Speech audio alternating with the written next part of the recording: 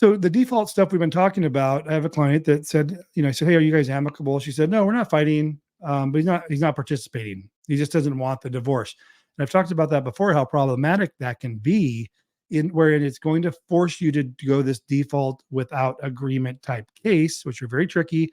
She had kids, assets, house, pension, all that. And in many of these cases, in this case, it was the husband. Let's say the husband says, look, I don't want anything from you. I don't want your pension. You can have the kids, whatever. I don't want spouse support or pay it or child support.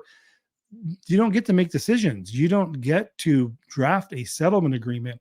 And when she sent over the paperwork, she must have had a paralegal service because it had some element of being professionally done, but it was being rejected by the court. And so when I reviewed her paperwork, when she originally called me, she said, yeah, we're in agreement.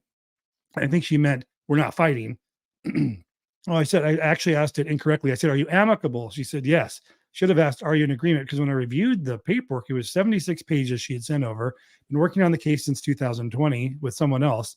And I said, hey, it appears that, I emailed her, I said, it appears that based on the documents I'm seeing that were filed, this seems like there's no agreement. She goes, yeah, he doesn't not agree. He just doesn't want the divorce.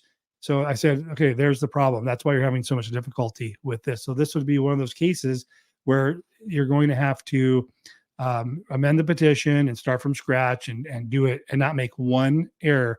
When you have assets, debts, kids, and pensions and all that good stuff, and the house, there's a lot of opportunity for error in those situations.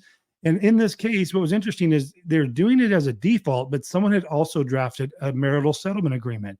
You can't have a settlement agreement if there is no agreement. It's going to end up being a court order. You can make requests that you made in the petition and attach documents, but you do not have a settlement agreement. And so you cannot have that written there that says who's keeping what, because that's not how that works. You need to do the judgment forms in that case.